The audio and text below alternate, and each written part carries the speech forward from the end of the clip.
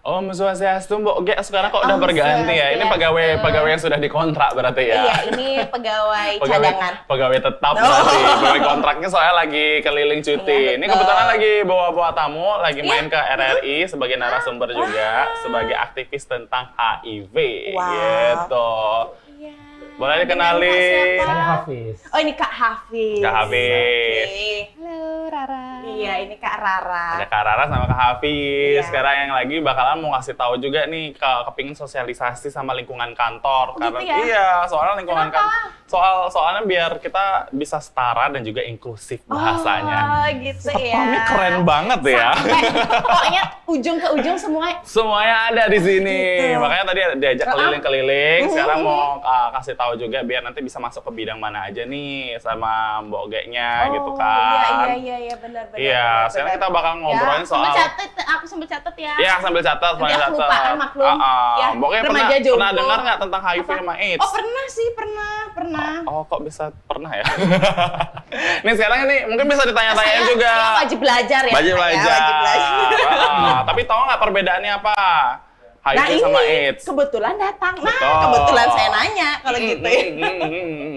Halo, ini ada Kak Rara sama Kak Hafiz. Mungkin bisa dikasih tahu nih sama Mbok Ge-nya nih terkait tentang apa sih perbedaan HIV sama AIDS. Untuk mengingat kembali lah biar kita tahu nih HIV itu apa, AIDS itu apa gitu. Silakan Kak Rara mungkin. Waduh, saya duluan ya? Iya, Kak. Harus perempuan duluan. Ya, emang harus duluan sih. Memang harus ya. Nanti kalau nggak duluan nuntut. Iya, betul.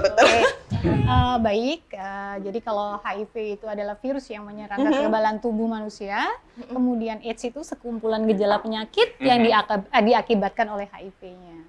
Jadi itu simpelnya kayak gitu ya. Simpelnya kayak gitu. Tapi kalau misalnya ditanya kepanjangannya itu apa sih? Kalau HIV itu apa gitu, AIDS itu apa gitu. Nah, ini agak pakai bahasa linggis ya. Iya. Jadi agak belepot-belepot. Kalau bahasa Lepentongan bisa. Iya, ini bahasa Lepentongan. Soalnya apa Pak Satpam? Kalau HIV itu Human Immune Deficiency Virus. Kalau AIDS itu aku lupa. Agak gitu entar. Iya. Mungkin bisa ditambahin sama Kak Tapi Hafiz. semacam dalam bahasa Indonesia mungkin sekumpulan penyakit yang disebabkan kekurangan kelemahan imun seperti itu, yang disebabkan oleh virus HIV. Oke, jadi kalau AIDS itu kalau nggak salah ada accurate ya, accurate accurate immune deficiency virus syndrome ya.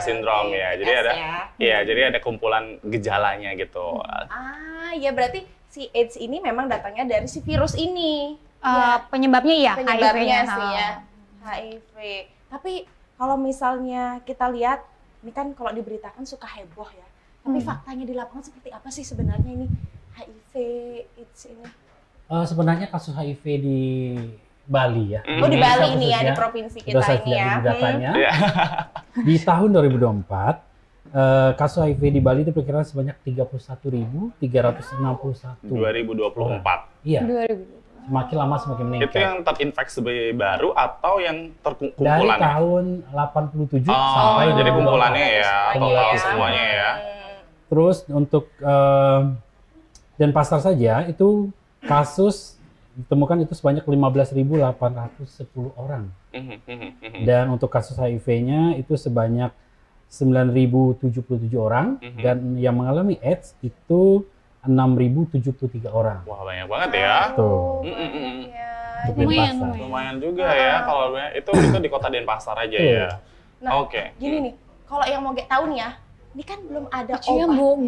Mbok Ge. Iya, berubah jadi moge. Soalnya sekarang hari Kamis. Oh begitu. Anggun ya. Anggun ya. Menyesuaikan ya. Gadis Bali juga. Iya. Segera. Oke, lanjut. Kan itu belum ada obatnya. Terus sebenarnya berarti kan ada baiknya kita jangan sampai terkena ya. Berarti kita ke belakang penyebabnya ini apa supaya kita ini bisa ngatasin pasti. Penularannya. Kalau tadi mungkin saya ini dikit ya, kalau belum ada obatnya, HIV itu sekarang udah ada obatnya.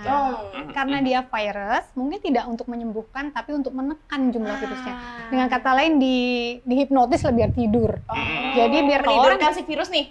Jadi kalau orang yang udah terinfeksi HIV di tubuhnya, kan kalau tidak diobatin dia akan masuk ke fase AIDS.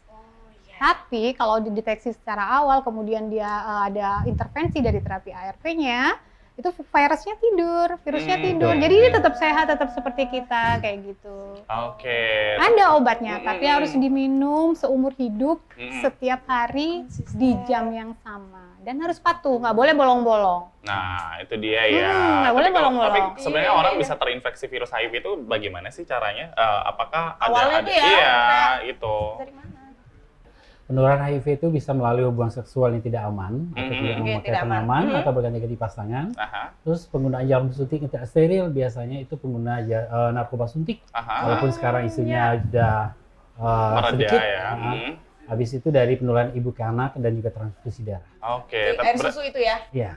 Berarti kalau virus HIV bergonta-ganti pasangan, berarti jangan pacaran berganti-ganti ya? Ya, pokoknya jangan. Apapun jangan. Cukup setia satu aja ya. Oke. Asik. Harus saling setia dong. Iya. Kalau yang satunya setia, satunya enggak. Nah, Harus saling setia dong. ayo, Pak benar Satpam nih, Pak Satpam tuh. nih. Iya kan setia jadi satpam sekarang. Kan Kayak kalau gitu. di HIV itu kan ada A, B, C, D gitu. E, Ada apa gitu. aja tuh? A itu abstinent, A. jadi tidak melakukan hubungan seks sama sekali, nggak mungkin, ya kan? Gatal mak, gitu kan? B itu be patient, be patient yang artinya saling setia. C itu kondom, jadi menggunakan kondom untuk ya. Kemudian D itu don't inject, jadi tidak melakukan menggunakan jarum suntik yang bergantian. Kemudian E-nya itu education, jadi edukasi. Jadi itu ya sebenarnya salah satu bagian dari pencegahan itu sendiri ya, Betul. ada A, B, C, D, E. Satu lagi, sekarang tuh? tambah PrEP. Oh Penggunaan PrEP, iya isi betul. PrEP. Jadi PrEP itu ada berapa 3 jenis pengobatan untuk HIV. Ada PrEP, ada PEP, ada ARV. Oke. Jadi Oh, PrEP dari itu pecah 3 ya? betul. Jadi PrEP itu digunakan untuk orang yang negatif agar tidak tertular. Untuk Oh, pencegahan PEP, nih. pencegahan. Oh, iya. Lalu PEP agar dia misalnya terpajang. Contoh Iya. ada suster yang salah tusuk orang HIV, dia tusuk ke badannya, dia harus menggunakan PEP namanya. Oke. Ada risiko. Ya, sebetulnya ada juga ARV itu khusus untuk teman-teman yang HIV positif. Oke. yang sudah positif. Jadi kalau untuk pencegahan obat itu ada 2, yang itu adalah PrEP dan juga PEP. Tapi kalau untuk teman-teman yang sudah terinfeksi itu pakainya ARV gitu ya. Tapi ini ada kepanjangannya nggak sih? PrEP, PEP sama ARV? Ada sih, kalau PrEP itu Profilaksis. pre-profilaksis, jadi itu memang bukan berarti terus kalau udah konsumsi PrEP itu nggak kena HIV, Udah enggak pasti juga, ya. ya, enggak, tapi tetap itu double protection sih sebenarnya, lebih yang Iya. tetap kalau lu mau berhubungan seks ya nggak apa-apa gitu, tapi harus tetap pakai pengaman, harus pakai kondom, tapi ya diminum juga itu, jaga-jaga, siapa tahu ada keselip gitu, kepepet atau dipepet, gitu. Oh. atau pecah Oke. gitu. Situation Itu itu ya. play gitu. Kalau PEP-nya sendiri? Post exposure prophylaxis. Jadi kalau memang sudah terpajan itu baru bisa mengkonsumsi PrEP. Oke. Tetapi ada syaratnya, tidak boleh lebih dari 3 kali 24 jam. Jadi 72 jam maksimal. Oke. Kalau seandainya udah lebih dari itu ya udah nggak bisa. Oke, 3 hari ya, maksimal 3 hari, hari ya. Jadi misalnya kalau sudah ada indikasi lah ini terinfeksi gitu ya, jadi kemungkinan harus minum PEP itu Iya. sendiri. Respon cepat nih harusnya. Ya, respon Iya, cepat betul. nih. Dan itu maksimal 3 hari gitu 3 ya. kali 24 jam. Terus yang terakhir itu adalah ARV. ARV itu apa nih? Obatnya. Antiretroviral virus. Jadi itu khusus untuk terapi yang digunakan oleh teman-teman atau ODIV ya, orang yang hidup dengan HIV. Kayak gitu. Ini udah ada 3 obat yang sebenarnya bisa membantu. Kenapa sih orang-orang tuh masih takut deket-deket lah sama bener. orang-orang yang terinfeksi, orang dengan HIV lah dan Udah lain kok sebagainya. gitu. Biasanya Iya. pas, dia jatuh timpal gitu. Bahkan di Bali itu juga ada kasus di mana orang dengan HIV AIDS itu meninggal dan nggak berani dimandiin sama banjar dan lain diskriminasi sebagainya. lah pokoknya ya.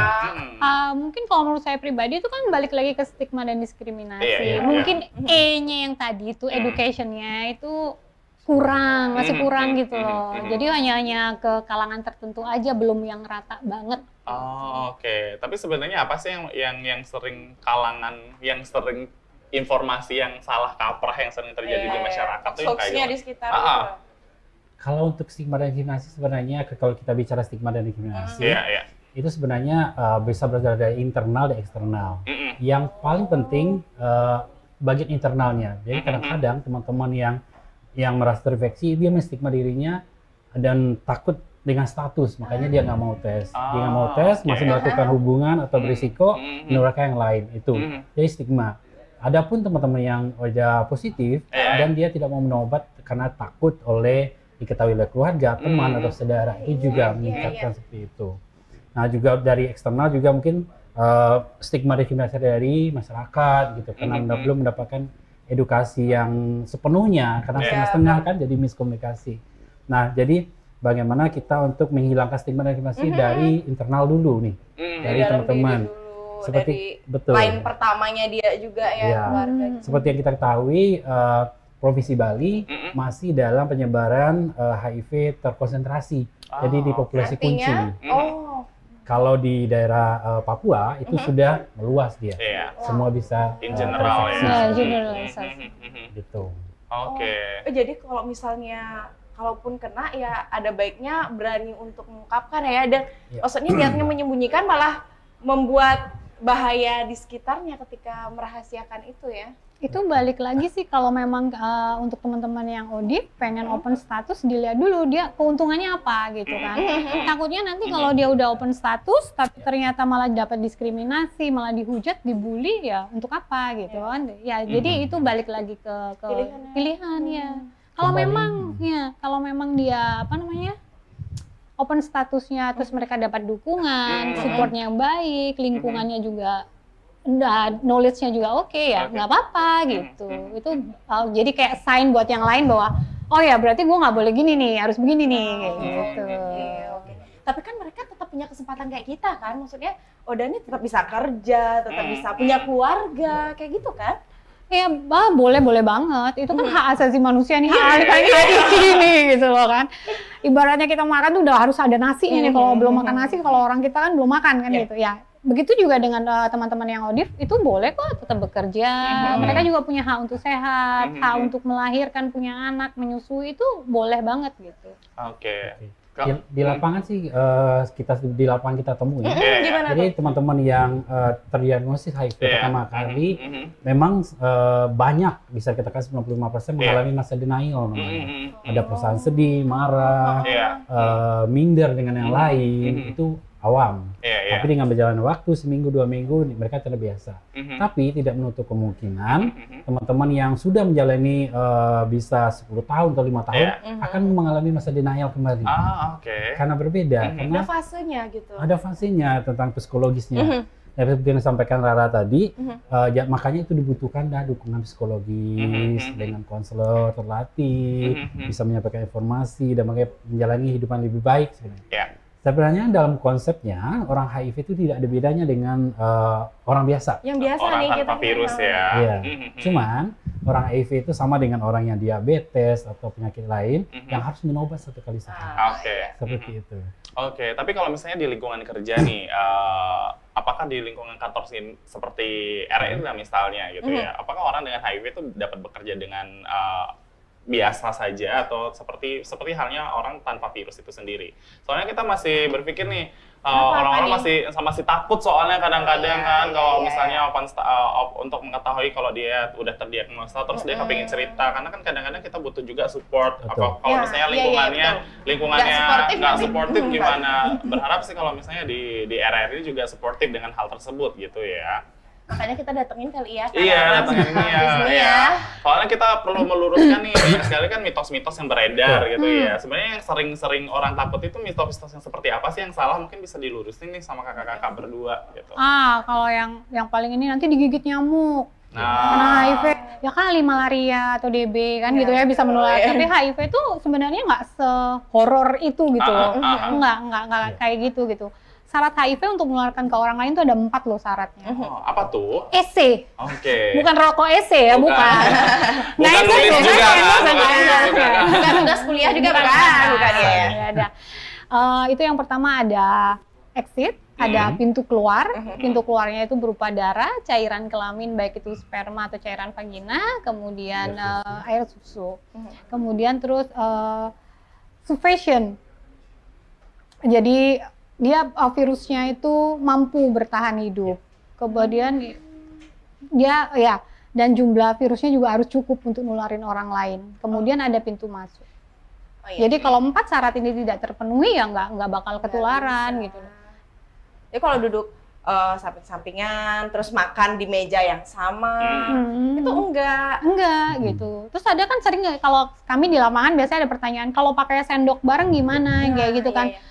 Itu nggak nularin HIV tapi lebih ke jorok sih sebenarnya.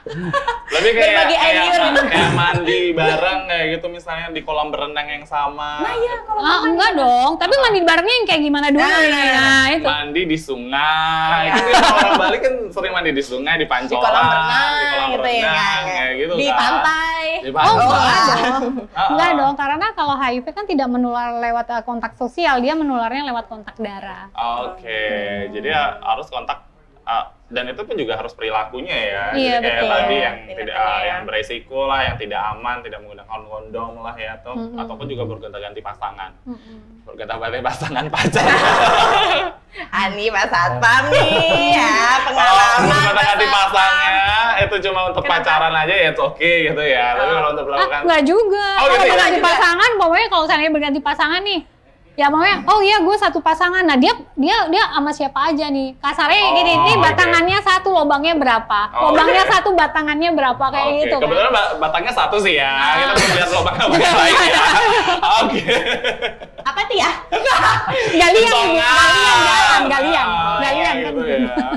Iya ya Pak. Siapa? Siap kayak gitu ya. Jadi sebenarnya ada prinsip yang harus dipenuhi juga ya. Betul. Kayak tadi ESSE gitu ya. Banyak ya singkatannya ya. Tadi apa? Exit, sufficient, survive, enter gitu ya. Jadi itu yang perlu dipenuhi terlebih dahulu. Ya, jadi kan sebenarnya bawa catatan nih. Iya, jadi HIV itu nggak semudah itu dong terinfeksi orang kan. Enggak, selama masih aman-aman aja. Oke. Jadi bukan berarti, oh ya nggak boleh seks bebas. Tunggu dulu, seks itu harus bebas gitu, nggak boleh ada intervensi ya kan. Seks harus kekerasan ya. Iya, sampai mana nih? Benar. Maksudnya tuh yang bukan seks bebasnya, justru seks yang beresiko. Nah, beresiko. Itu beda loh ya. Beda ya. Kalau seks mau di meja makan, di dapur, di mana aja bebas ya kan? Harus bebas. Jadi terminologi bahasanya yang dibenarkan ya. KBBI ya. KBBI. Oke, itu dia. Jadi ya sebenarnya kita udah tahu banyak ya terkait tentang bagaimana pencegahannya itu sendiri. Betul, Tadi udah ada ABCDE gitu ya. Terus juga kemudian mitos-mitos yang beredar kayak gitu ya. Sebenarnya yang paling dilurusin itu adalah terkait tentang gigit nyamuk, nggak perlu takut Gigit juga. Nggak pakai droplet ya, karena ini bukan COVID-19. Iya, soalnya sering tuh pakai orang bilang air liur lah atau air mata, keringet lah, itu bisa menularkan juga nggak sih? Sebenarnya enggak. Karena HIV itu tadi kan syaratnya ada AC. Nah, kalau seandainya nih kita ciuman ciuman sama orang yang HIV positif, itu kan butuh air liur seember jadi untuk bisa nularin ke kita. Karena jumlah virusnya harus cukup. Memang di orang yang HIV positif itu di setiap cairan tubuhnya itu kan memang ada virus, tapi jumlahnya kurang untuk menginfeksi orang lain. Iya. Tapi kalau misalnya atau mungkin ciumannya gigit-gigitan darah gitu kan, itu beda lagi gitu. Takut sih. Apalagi sekarang juga sudah ada obatnya kan ya. Iya, betul. Orang yang sudah sadar dan juga patuh untuk meminum obat ARV itu juga virusnya akan ditekan juga. Iya, gitu ya. jadi undetectable viral load-nya. Oke, ya, undetectable itu kayak gimana sih Kak? Yang tidak terdeteksi. Jadi virus, tapi bukan. Jadi gini, kalau orang yang sudah HIV, ya betul. Orang yang sudah HIV positif, kemudian dia terapi ARV-nya bagus dalam arti kata dia patuh. Lama-lama itu jumlah virusnya di tubuhnya itu kan memang udah nggak ada nih. Di tes tuh udah undetectable gitu. Tapi bukan berarti emang nggak ada gitu loh. Tapi jumlahnya kurang untuk menginfeksi orang lain. Jadi you sama dengan you. Undetectable is same equal as untransmittable. Jadi tidak bisa mengeluarkan. Nggak bisa. Jadi dengan itu karena jumlahnya itu. Iya. Tapi kalau dia minum obat nih, soalnya kualitas hidupnya dia akan tetap sama aja kan sama yang lainnya atau kayak gimana pengaruh obat itu? Sama dong. Sama dong gitu. Yang penting teman-teman yang HIV positif ada beberapa hal yang harus diketahui. Apa itu? Pertama, orang yang HIV positif dia harus memiliki gaya hidup yang sehat. Tidak boleh begadang, hindari rokok atau olahraga, betul. Terus juga makan yang bergizi, yang harus steril, yang harus dimasak matang gitu ya. Nah, seperti itu. Karena kan ibaratkan tentara dalam tubuh itu yang lemah. Jadi itu sebagai seandainya ada serangan dari virus, kuman dan bakteri, jika tentara dalam tubuhnya kita lemah, itulah yang menyebabkan virus bakteri itu mudah berkembang biak gitu. Nah, itulah yang dibunuh oleh virus HIV. Makanya orang yang tidak melakukan terapi ARV, lama-lama dia akan memasuki fase AIDS namanya. Orang yang HIV, dia belum tentu AIDS. Tapi orang yang AIDS pasti sudah melampaui fase HIV. Seperti itu ya. Tapi biasanya ada jarak waktu nggak sih untuk itu? Maksudnya ketika dia tidak melakukan terapi nih ya, catatannya ya. Kalau untuk jarak waktu sih mungkin dulu ya, teori dulu ya. Ada berada dari untuk HIV, kayak seperti bisa 2 tahun sampai 5 tahun atau 5-10 tahun. Tapi sekarang banyaknya teman-teman yang HIV positif yang udah resistensi dengan obat lini 1 namanya, itu otomatis yang ditularkan itu mendapatkan virus yang udah resisten. Otomatis perkembangbiakan virusnya lebih cepat dia. Gitu. Nah, tergantung juga gaya hidup tadi yang pertama. Kalau dia masih udah positif, tidak mau minum obat, terus masih suka begadang, sakit-sakit pasangan, cepat tuh masuki fase AIDS-nya. Nah, di fase AIDS itulah yang ditakutkan. Penyakit-penyakit yang ditularkan oleh kumpulan rendahnya imun tadi, kayak TBC, tokso, yang lain-lain. Nah, itu yang berbahaya menularkan orang lain. Jadi makanya ada beberapa, saya sempat mengisi beberapa penyuluhan di daerah Gianyar. Nah, sempat juga isu itu terangkat masalah tentang pengurusan rayon mayat di saat itu. Nah, kadang-kadang ada beberapa keluarga yang udah positif HIV tapi tidak ada yang mau mandikan karena takut itu. Nah, itu juga harus dipahami bagaimana pengurusan rayon yang benar itu ya. Iya, betul. Ada prosedurnya. Ada, ya.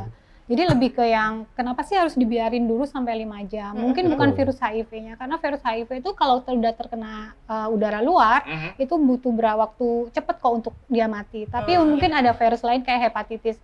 Kalau saya pribadi, saya lebih takut dengan orang yang TB, MDR, dan hepatitis. Karena belum ada obatnya. TB, MDR pun sudah ada obatnya, tapi itu harus yang harus benar-benar isolasi 6 bulan gitu loh. Tertutup dari dunia luar nih. Ya, memang nggak boleh kemana-mana karena memang itu sangat menular dan itu kan multi drug resistant kan MDR itu. Jadi dia harus benar-benar yang 6 bulan itu harus benar pengobatan yang bagus. Kalau HIV sih nggak takut, nggak serem gitu, nggak serem. Jadi kalau misalnya orang dengan HIV/AIDS itu HIV lah misalnya gitu ya, dia meninggal karena AIDS lah misalnya, itu harus didiamkan dulu selama 5 jam gitu atau gimana sih? Lebih bagusnya sih seperti itu karena kita nggak tahu, kecuali kalau kita udah tahu dia nggak ada hepatitis atau gimana sih nggak masalah, karena kalau virus hepatitis tuh butuh waktu 5 jam untuk mati. Penyakit lainnya gitu ya. Jadi harus ada jeda sih kayak gitu. Dan cara memandikannya, cara mengapainnya atau yang lain-lain juga harus diperhatikan dengan konteks yang lebih aman seperti itu, pakai sarung tangan, harus sekali pakai dan yang lain. Berarti ini benar-benar keterlibatan keluarga ini penting sekali ya. Ini jadi bukan malah dijauhi, karena kan itu juga bagian dari kita, keluarga. Masa sih sampai segitunya gitu kan. Oke. Nah, lanjut lagi nih. Kalau misalnya kayak penderita, itu kan kita ngobrolin yang sudah ini ya, wafat ya. Jauh banget ya. Jauh banget ya. Nah, menarik itu, hal baru juga buat aku. Bener-bener. Cuman kalau misalnya di lingkungan kita nih, ada yang ODA gitu ya. Terus dia ingin melanjutkan kehidupannya, kan dia punya hak untuk itu, untuk bisa berkeluarga, untuk bisa menikah. Nah, gimana risiko atas misalnya ketika calon suaminya ini nanti menjadi suami, apakah menularkan ke istrinya, ke anaknya, gimana sih? Lebih ke pasangan kali lebih ya. Pasangan gitu ya. Jadi kalau tahu dia siapa tuh calon suami, mungkin dia calon istri. Benar. Ya gitu maksudnya. Pasangan. Mungkin ada calon anak gitu kan. Hamil dia hamil. Jadi kalau memang mau menikah sih, biasanya kan mereka datang nih, kita konseling sama kita. Konsultasi gitu. Kita sarankan sih untuk open status itu yang pertama. Ya, karena kalau mau program untuk hamil itu nggak ujuk-ujuk langsung hamil, enggak gitu loh. Syaratnya harus 3 tahun berturut-turut, viral load-nya itu undetectable.